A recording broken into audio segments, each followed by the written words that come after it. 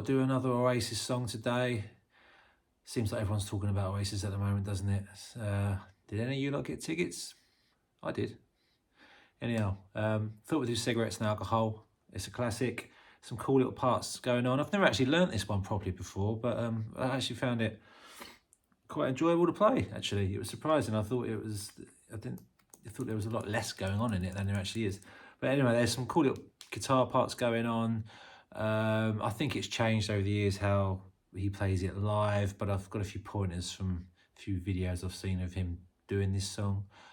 Anyway, let's not mess about and let's crack on. Cigarettes and Alcohol.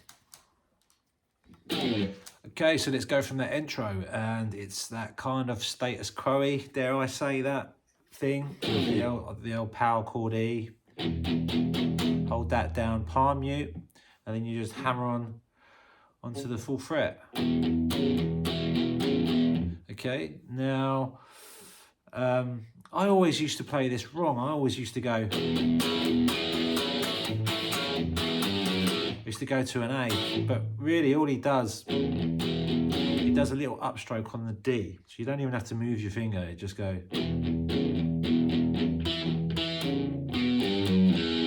And I think that's the sort of little bit of secret sauce in that riff.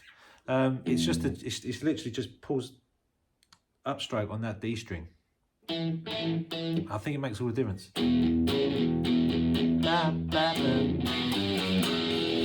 I watched him on that pedal show.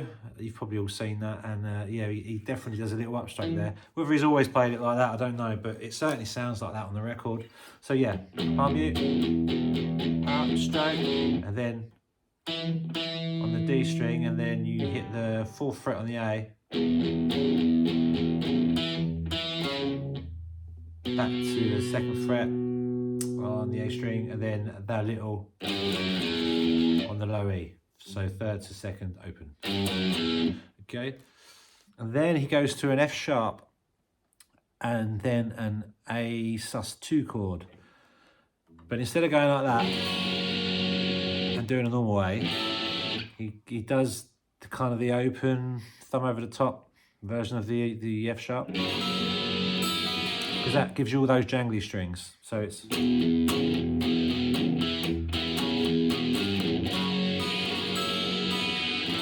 A sus2, it's basically an A major without the 3rd finger. And then we're in. But going into, there's a little sort of lick in there as we transition from the intro into the main riff. So it goes F sharp. And all that is just doubles. So you do on the G string, you've got the 13th fret, and then on the B string, you've got the 12th fret. Give it some vibrato, and slide down. So you slide down, so your 2nd finger's on the 11th on the G, and your 1st finger's on the 10th on the B. And then you just go into like a power chord E major. And this is kind of the meat of the song, this whole chord. And you let the low E string ring out.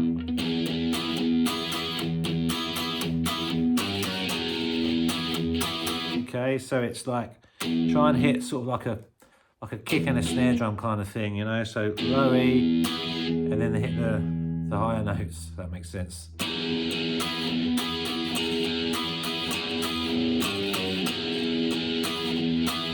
Then you do a little, and all you're doing there is you take the bar off, replace that finger with that finger. So you're going, yeah, and then you hammer on. So you're hammering on the 11th on the D and on the 10th on the B. Okay, and that's the main riff.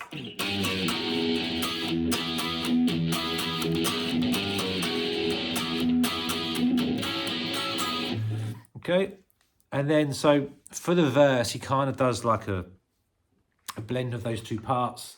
So you can sort of do the intro for the verse.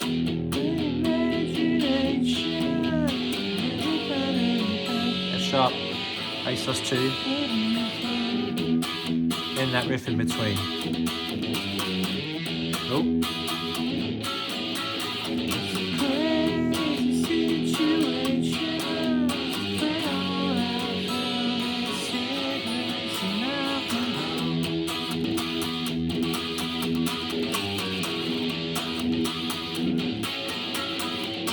Okay, so then we have that little pre-chorus section. So it goes something like this. You can wait for a lifetime, spending days in the sunshine. Okay, and all that is just basically an A and an E power chord, and you just you hammer on the 3rd fret of the A string. You can wait for, there's 2 of those, and then you go to the E, lifetime, and then you just kind of roll your fingers. You do an E power chord, then 3rd fret, 4th fret, open. It's not really open because you're holding the chord. You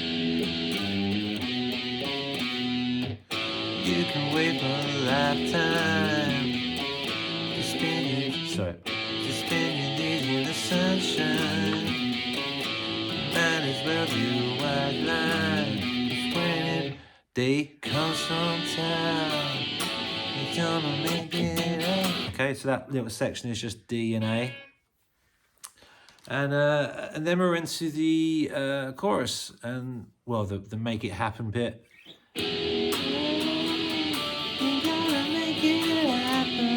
That's just E, D, and A.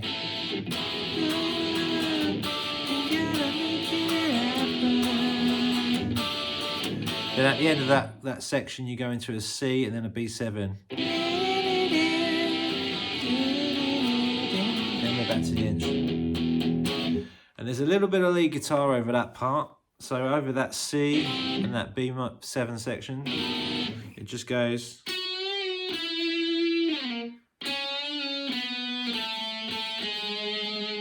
Okay, so it's all on the G string and it bends the 11th, pull off down to the 7th, sorry, not the 7th, to the 9th. And the same thing moves down here, but this time you're going from the 7th to the 4th. 2nd fret. You could just stay up there and go.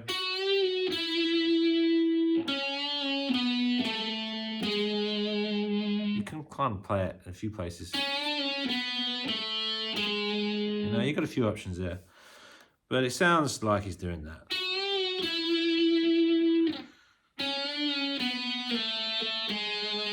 Although I don't feel like he would do that, because normally you watch Noel play and he's very pentatonic and he kind of stays in that box, doesn't he?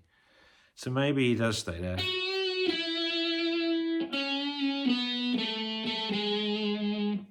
That seems like I could picture him doing that more than I could that, but that sounds all right, if that makes sense. Anyhow, doesn't matter what notes you use, as long as they're the right ones.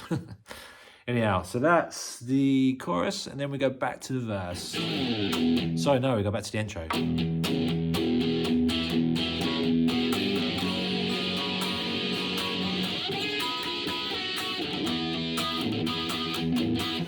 Sorry, it's fun to play. Goes through all the same parts again, verse, chorus, and then it just after the 2nd chorus, I think it just stays on the. It just stays on the chorus, and then it goes.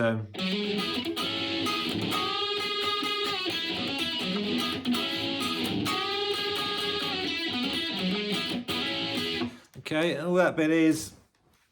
It's all based between the sort of 9th and the 11th fret, and you go from the 9th to the 11th, hammer on the A string, and then you do a little bar there across those 3 strings on the 9th fret, the D, the G, and the B, and your little percussive bit of mute. It's kind of a feel thing. I'll try and slow it right down. Okay.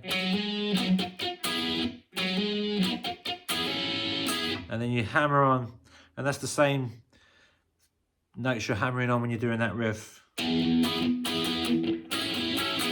So it's them notes again, basically.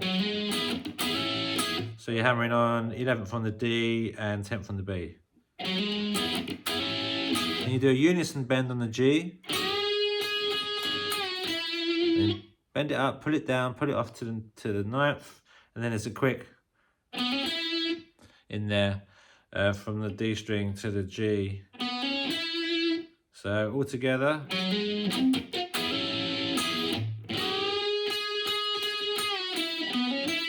And then do it, and then again.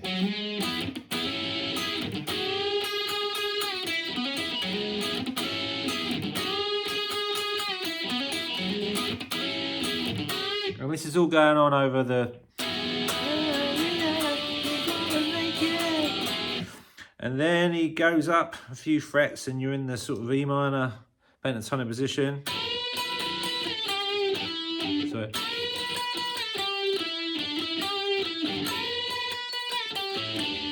So that's it.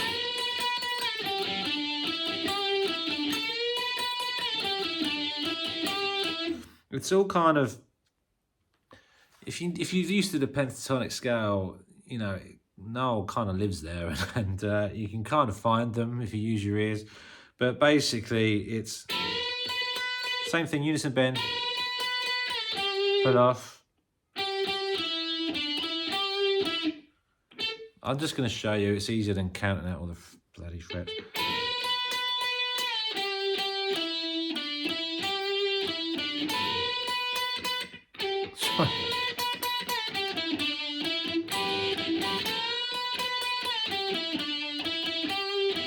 Okay, it's all, you know, it's all in that 12th and 14th area.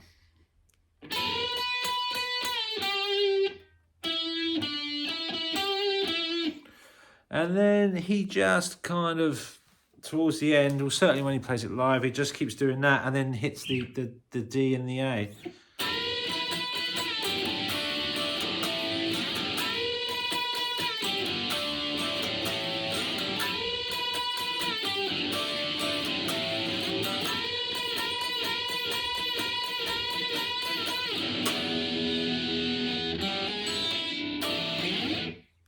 Yeah, so they're pretty much all the parts.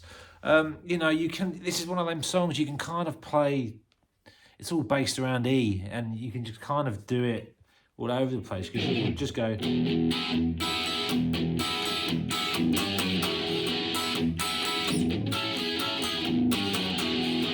Well, you know, especially got two guitars, you can sort of.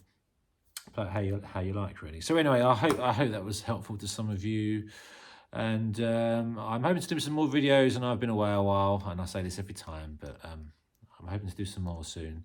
So stay tuned. Thanks for subscribing, everyone who subscribed, and there will be more videos in the future. Thank you. Bye bye.